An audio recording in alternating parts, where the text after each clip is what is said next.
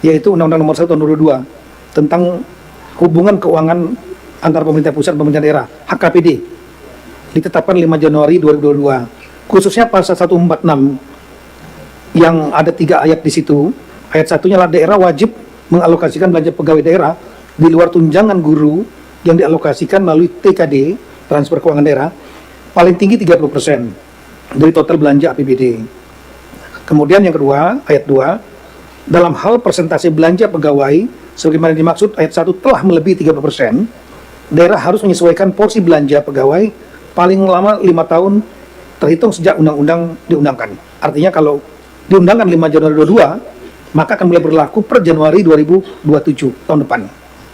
Ayat 3-nya lah, besaran persentase belanja pegawai sebagai maksud ayat 1 yang 30% tadi dapat disesuaikan melalui keputusan menteri, artinya dapat dirubah setelah berkoordinasi dengan menteri yang menyelenggarakan urusan pemerintah dalam negeri, artinya Mendagri, dan menteri yang menyelenggarakan urusan pemerintah di bidang pendayagunaan aparatur negara dan reformasi birokrasi, artinya Menpan RB. Artinya besaran itu dapat dirubah oleh Menteri Keuangan setelah koordinasi dengan Mendagri dan Menpan RB. Nah, kemudian di bagian kami ingin menjelaskan bahwa belanja pegawai daerah pada daerah ini tidak termasuk belanja untuk tambahan penghasilan guru, tunjangan khusus guru, tunjangan profesi guru, dan tunjangan sejenis lainnya bersumber dari TKD yang telah ditentukan penggunaannya. Kemudian disebutkan juga dalam pasal 146 itu, dalam pasal 109-nya, selain pasal 146 maksud kami, kebijakan TKD besarannya disesuaikan dengan memperhatikan kondisi perekonomian nasional. Kemudian ada dasar hukum yang lain tentang manajemen P3K, PP nomor 49 tahun 2018. Ya. Kemudian yang diantaranya adalah kebutuhan P3K dapat ditetapkan oleh Menteri, dalam ini Menpan ya, RB setiap tahun dengan memperhatikan kebutuhan. Nah, kami menyampaikan dikit data jumlah aparatur sipil negara, jumlahnya saya kira lebih baik nanti Bu Menpan RB yang menjelaskan jumlahnya. Intinya pusat dan daerah itulah 6.546.083 orang. Ya. Ada yang PNS 54%, P3K 31%, P3 paruh waktu 15%. Nah, kemudian yang di pusat itu jumlahnya lah 1.427.000 lebih, sedangkan yang di daerah 5,1 juta. Memang paling banyak adalah di daerah 78%, 22%-nya di pusat. Kami lanjut saja tentang kapasitas fiskal. Berdasarkan data kapasitas fiskal APBD 2006 di 546 daerah, 38 provinsi, 415 kabupaten, kota tidak termasuk di Jakarta. Jadi 93 kota, karena Jakarta satu tingkat pemerintahannya. Terdapat 43 daerah atau 8% dengan kapasitas fiskal yang kuat.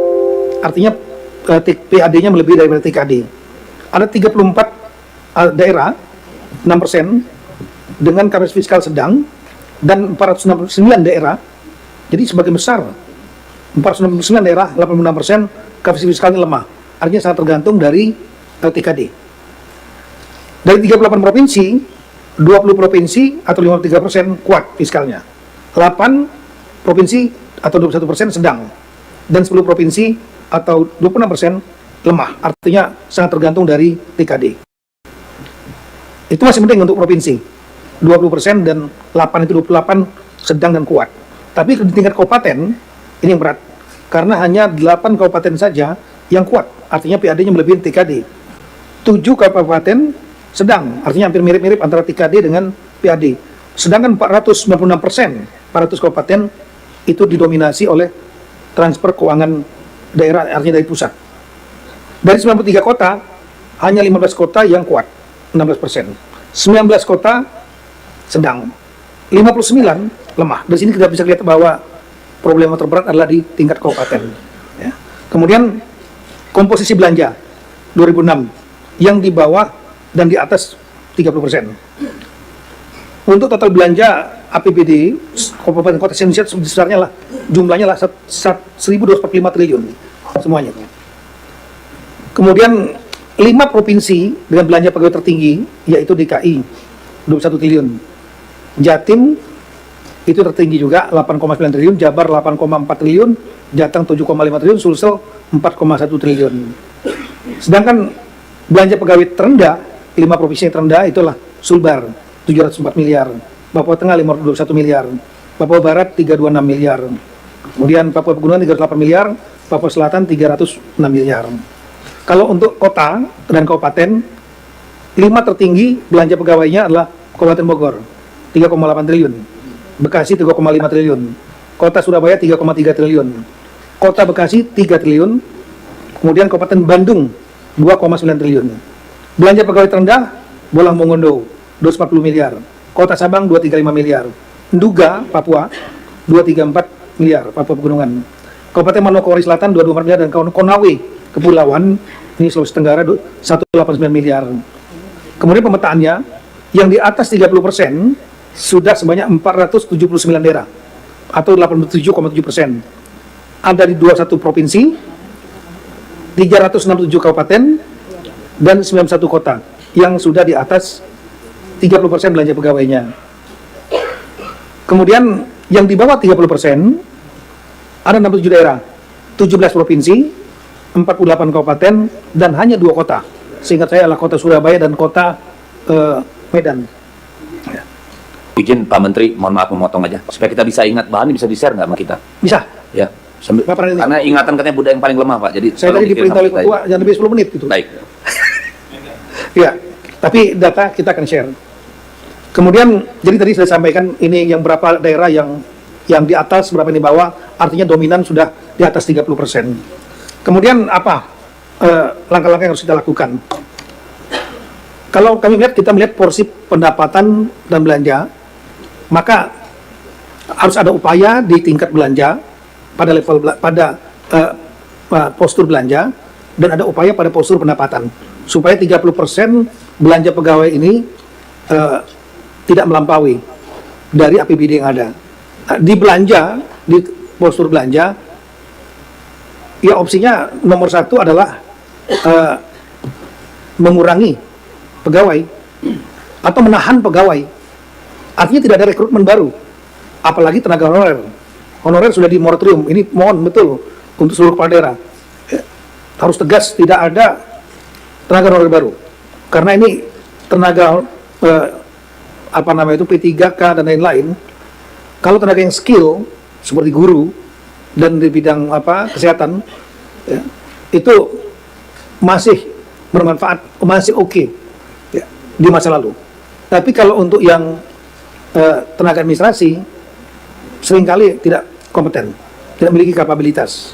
Ya mungkin bawaan dari pejabat-pejabat sebelumnya, kepala daerah, tim sukses dimasukkan di sana, datang jam 8, pulang jam 10, jadi beban. Dan setelah itu menumpuklah honorer ini dari kepala daerah ke kepala daerah. Setelah menumpuk, mereka minta kepastian untuk diangkat menjadi P3K atau menjadi PNS, jadi ASN, aparatur sipil negara. Kita tahu APSN itu dibagi 2, P3K dan kontrak dan PNS. Nah, itu ramai demo-demo, sehingga akhirnya diakomodir. Nanti Bu Menpan bisa menjelaskan, karena demonya banyak tempat Ibu Rini itu. Kemudian diakomodir, diangkat, tapi dengan seleksi. Akhirnya menjadi beban dan ditentukan dibiayai oleh APBD saat itu. Nah, otomatis dengan segala hormat pada forum yang baik ini, untuk rekan-rekan kepala daerah, tolong jangan ada lagi dulu penambahan honorer, karena akan menjadi beban biaya belanja pegawai dan jadi beban kepada daerah berikutnya, belum waktu. Kemudian yang kedua, opsi yang kedua lah dengan mengurangi pegawai, tapi ini bukan opsi menurut saya. Kita tidak ingin menimbulkan keresahan di kalangan pegawai yang sudah ada. Jadi dengan segala hormat, yang sudah ada ya jangan sampai diberhentikan, dikurangi, jadi pengangguran nanti mereka. Nah, yang mungkinlah dibelanja TPP, tunjangan tambahan penghasilan pegawai, sama dengan kinerja, tunkin di tingkat pusat namanya kinerja, itu yang mungkin bisa disesuaikan dengan kemampuan keuangan daerah masing-masing. Itu di postur belanja. Di postur pendapatan ada 3 menurut kami. Yang pertama adalah daerah harus berusaha untuk mendapatkan PAD, menambah PAD, tapi tidak memberatkan rakyat. Dan ini beberapa praktek banyak yang sudah bisa dilakukan oleh beberapa kepala daerah. Saya memberikan apresiasi yang tinggi kepada kepala daerah yang kreatif, tapi tidak memberatkan rakyat. Misalnya, kalau boleh ditampilkan Pekanbaru, saya selalu memuji dan saya mengirimkan tim ke sana. Wali Kota Pekanbaru 2024 PAD mereka 800 miliar, bisa menjadi 1,2 triliun. Sampai saya datangkan tim, apa resepnya? Resepnya ternyata mempermudah perizinan. Masyarakat juga banyak sebetulnya yang mau membayar pajak retribusi, tapi kemudian kadang-kadang dipersulit. Nah, ini mereka nggak bayar karena dipersulit. Tapi begitu dipermudah mereka bayar. Ini dibuktikan oleh Wali Kota Pekanbaru. Yang lain saya mengapresiasi sebenarnya Banyuwangi. Kemudian di daerah Bali yang bisa mengkonek dengan para pembayar pajak yang selama ini retribusi sebenarnya sudah ada, tapi tidak penuh masuk ke Kadispenda dengan membuat sistem misalnya dari pajak restoran 10% retribusi setiap bill yang ada dikolek oleh pengusaha usaha dan kemudian baru diserahkan kepada Dispenda. Nah, ini nggak sepenuhnya masuk kadang-kadang. Oleh karena itu dibuat sistem yang langsung dari restoran, hotel langsung masuk ke Dispenda dan itu naik. Nah, ini kreatif tapi tidak memberatkan rakyat karena memang sudah ada. Nah, yang hal-hal seperti ini kita harapkan rekan-rekan kepala daerah lebih kreatif. Dan kemudian yang kedua, upayakan juga BUMD-nya. Kemarin kita membahas mengenai BUMD.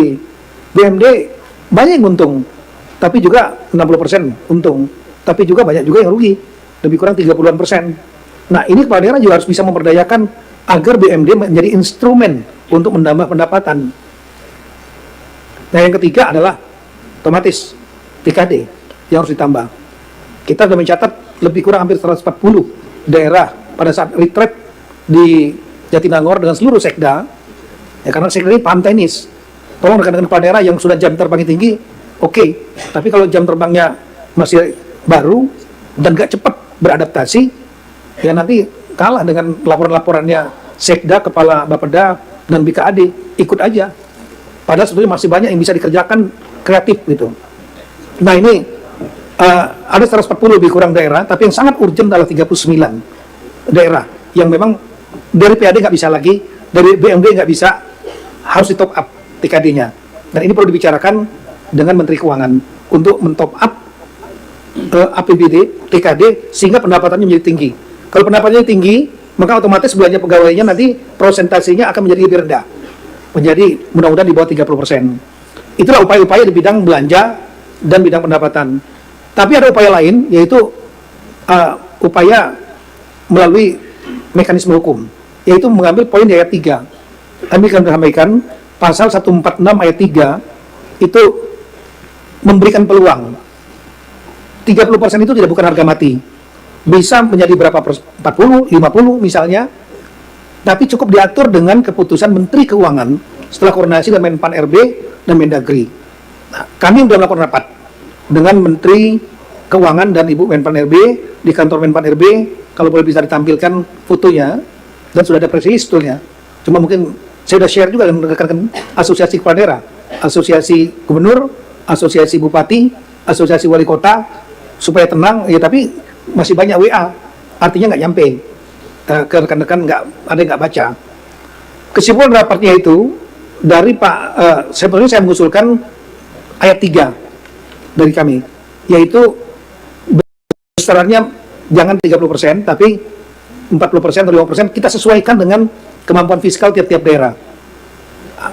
Tapi ada daerah yang sudah sampai 61% belanja pegawainya, ya ada, datanya kita punya. Nah, kemudian dalam rapat tanggal 7 Mei ini dari Menteri Keuangan menyampaikan opsi yang lain, yaitu tetap saja 30%. Kalau nanti dibuka 40-50, takut nanti kepala daerah terlena nggak mau berusaha nyari PAD yang kreatif, BUMD yang disehatkan, ya, kemudian tetap saja 30% dulu, silakan daerah juga cari kreatif, sambil kita mengevaluasi daerah yang memang harus di top up TKD-nya karena nggak mungkin, dari PAD dan BUMD nggak akan mungkin, ada daerah yang memang swastanya nggak hidup. Nah, ini tetap 30%, tapi masa transisi penerapan 30% itu diperpanjang. Diperpanjangnya bukan dengan revisi Undang-Undang HKPD nomor 1/2002 akan terlalu lama, berbelit-belit, maka akan dimasukkan dalam Undang-Undang APBN 2007. Ya, paling tidak akan diperpanjang 1 tahun, paling tidak. Nah, jadi masih ada waktu untuk berpikir dan bekerja. Dan undang-undang ini nanti akan saya kira keluar biasanya di bulan-bulan Oktober, November. Ini akan dimasukkan, sama-sama kita mengingatkan, mohon dukungan dari pimpinan Komisi 2 dan segenap anggota Komisi 2 agar nanti dibunyikan di pasal itu bahwa diperpanjang masa transisi 5 tahun itu misalnya menjadi sampai dengan tahun 1 tahun kemudian atau 2 tahun kemudian, dibunyikan dalam undang-undang ini sehingga berlaku azas lex posterior rogat lex priori, aturan yang terakhir mengalahkan aturan yang sebelumnya. Kami kira itu pimpinan solusinya. Mudah-mudahan ini bisa menjelaskan pada teman-teman semua, dan kami mohon pada kepala daerah bisa lebih tenang menjelaskan, dan juga kepada pegawai yang ada di daerah juga bisa menjadi tenang, karena kita tidak mengharapkan ada opsi untuk pemberhentian pegawai. Sekian, terima kasih. Assalamualaikum warahmatullahi wabarakatuh. Dalam rapat kerja Komisi 2 di tanggal 28 dan sepakati bahwa terhadap pegawai non-ASN yang terdaftar di database ASN yang belum diangkat menjadi PPPK, Komisi DPR meminta untuk Kementerian PAN-RB dan BKN untuk memastikan seluruh non-ASN diangkat menjadi PPPK tahun 2024 dengan ketentuan bahwa pegawai non-ASN yang mendaftar dan sesuai dengan formasi yang diusulkan langsung diangkat menjadi PPPK. Tapi pegawai non-ASN yang mendaftar dan tidak terdapat di dalam usulan formasi maka akan diangkat menjadi PPK paruh waktu. Dan ini adalah kesepakatan antara pemerintah dengan Komisi 2 DPR RI, dan ini yang menjadi pijakan bagi langkah-langkah yang telah ditempuh pemerintah saat ini dengan tentunya menjaga keseimbangan antara kepastian pengelolaan ASN, keberlanjutan pelayanan publik dan kemampuan fiskal pemerintah pusat maupun daerah.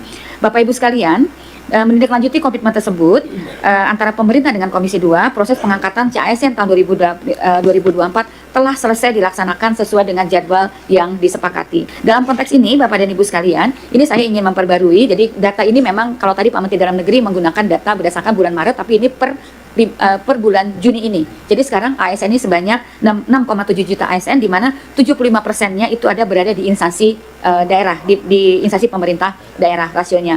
Jadi Bapak dan Ibu bisa dilihat PNS sekarang sudah 51%, P3K-nya sudah 49%, yang terdiri dari 31 PPPK dan 18% dari PPPK paruh waktu. Oleh karena itu Bapak Ibu sekalian, pengelolaan PPPK dan implementasi tentunya merupakan tadi isu yang sangat penting untuk kita bahas pada hari ini. Tadi juga sudah disampaikan oleh Pak Menteri Dalam Negeri bahwa saya hanya selewat saja bagaimana kita dimungkinkan untuk melakukan relaksasi berdasarkan Undang-Undang Nomor 1 Tahun 2022 pasal 146. Ini tentunya Bapak dan Ibu sekalian, kita bisa melihat sudah disampaikan sebagian oleh Pak Menteri Dalam Negeri bahwa kita sudah melakukan koordinasi dengan Menteri Keuangan, di mana ada beberapa poin yang telah juga sebagian besar sudah disampaikan oleh Pak Menteri Dalam Negeri, yaitu pertama adalah hasil koordinasi kami adalah masa transisi pelaksanaan ketentuan 30% tentunya akan disesuaikan dan diatur melalui Undang-Undang APBN. Mohon bisa digeser ke slide berikutnya. Nah ini tadi kemudian juga Kementerian Keuangan di dalam pertemuan tersebut akan memastikan instrumen Undang-Undang APBN dapat memberikan kepastian hukum bagi daerah sekaligus menjaga keseimbangan untuk fiskal daerah. Yang ketiga tentunya pemerintah pusat memberikan dukungan program pembangunan bagi daerah dengan rasio belanja pegawai yang tinggi agar pelayanan publik tetap menjadi optimal. Oleh karena itu tentunya ke depan Bapak Ibu sekalian, kami ingin memberikan masukan agar pemerintah daerah kita perlu melakukan saran tindak lanjut adalah untuk agar pemerintah daerah bisa melakukan perencanaan kebutuhan ASN dengan kebutuhan real, dengan tentunya dengan mempertimbangkan peta potensi daerah dan prioritas nasional. Jadi memang kami sudah bersurat kepada seluruh instansi pemerintah untuk melakukan pemetaan peta kompetensi yang dibutuhkan, sehingga kita akan bisa menyeimbangkan antara kebutuhan instansi pemerintah dengan kompetensi yang dibutuhkan. Jadi bukan jumlahnya tetapi kompetensi, sehingga kita tidak ada lagi cerita tentang kekurangan tenaga sumber daya manusia aparatur di instansi pemerintah. Termasuk juga kita perlu memperhatikan potensi-potensi daerahnya begitu ya, agar bisa mendukung strategi dari para pimpinan daerah atau instansi pemerintah, dan tentunya yang menjadi prioritas Bapak Presiden yaitu menjadi prioritas nasional, termasuk di dalamnya adalah program hasil terbaik cepat dari Bapak Presiden. Langkah-langkah tersebut tentunya